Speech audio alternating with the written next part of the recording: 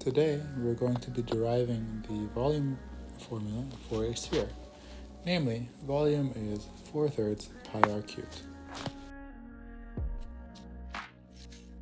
Hello, welcome back to the Quant Plus YouTube channel. If you approach math like me, there are way too many formulas to try and memorize. So instead, I do my best to try and get the basics down and derive the formulas as I need them. Well, today we're going to be focusing on this scenario. X squared plus y squared plus z squared is equal to r squared. Just so we don't confuse it with a different r squared later on, I'm going to write this as capital R squared. This is the formula for a sphere of radius capital R centered at the origin. I'm going to be using the idea of polar coordinates to try and simplify this. So x is going to be small r times cosine of theta, and y is going to be small r times the sine of theta. We can therefore also write x squared plus y squared is equal to r squared cosine squared theta plus r squared sine squared theta, and this becomes r squared.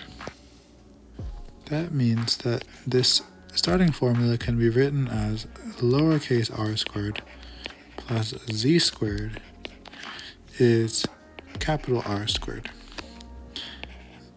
Z squared is capital R squared minus lowercase r squared. So I'm going to write this as z equals plus or minus the square root of r squared minus r squared. For those of you who are just starting multivariable calculus, you may have seen this formula. That the volume is given to us by the triple integral of dx, dy, dz. And indeed, this is the exact formula that we're going to be using, with a twist. And that twist is that we use polar coordinates, and so we apply the idea of changing our variables in the multivariate case. It is quite similar to U substitution in the single variable case with a few differences. The first thing I want to figure out is essentially the Jacobian matrix, where the Jacobian matrix consists of the first order partial derivatives of the different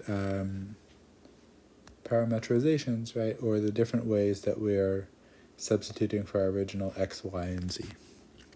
In our case, I'm going to write it as dt is the partial derivative of x with respect to r, the partial derivative of y with respect to r, the partial derivative of x with respect to theta,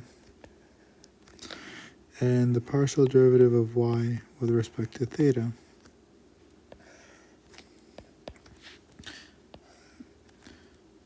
The partial derivative of x with respect to r is cosine theta. The partial derivative of y with respect to r is sine theta. The partial derivative of x with respect to theta is minus r sine theta. And the partial derivative of y with respect to theta is r cosine theta.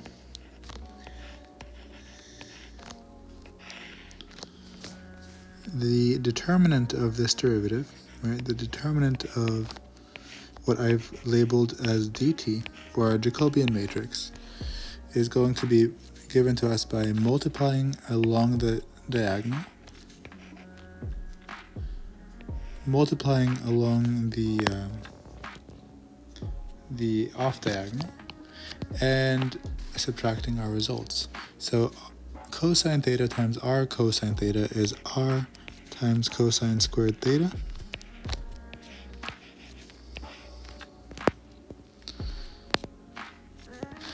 And sine theta times minus r sine theta is minus r sine squared theta. But because we're subtracting the off diagonal, I'm going to write this as r sine squared theta. Sine squared plus cosine squared is equal to 1, allowing us to write this as just r. Now, formally speaking, when you do a change of variables like this, you should really consider the absolute value of the determinant.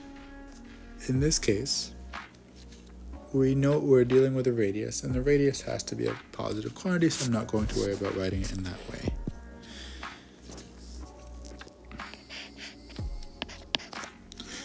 So our formula in this case is now going to be, instead of the triple integral of dx dy dz, it's going to be the triple integral of r, which is what we just found, dr d theta dz. We are allowed to switch the order of integration inside of our triple integral, so in turn I'm going to write this as the following integral. The integral of r dz dr and d theta, with a z, as we solved for up here, going from negative the square root of capital R squared minus lowercase r squared to the positive square root. R going from 0 to capital R. And finally, theta going from 0 to 2 pi, signifying a complete cycle. So working inside out, we get that this is the double integral from 0 to 2 pi and 0 to capital R of r times z. Let me change my notation a little bit. Evaluated at negative the square root of capital R squared minus R squared, and positive the square root of capital R squared minus R squared. And then our outside integrals still make sense. Evaluating this innermost integral, what we're left with is the integral from 0 to 2 pi and the integral from 0 to capital R of 2r times the square root of capital R squared minus R squared dr and d theta. Consequently, I'm going to use the idea of a u substitution to work on the next innermost derivative. And so I'm going to be substituting for capital R squared minus R squared and getting that du is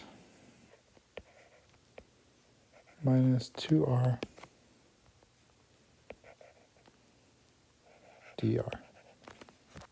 If lowercase r equals 0, then u becomes r squared minus 0 squared is capital R squared. And if lowercase r equals uppercase r, then you're left with r squared minus r squared is 0.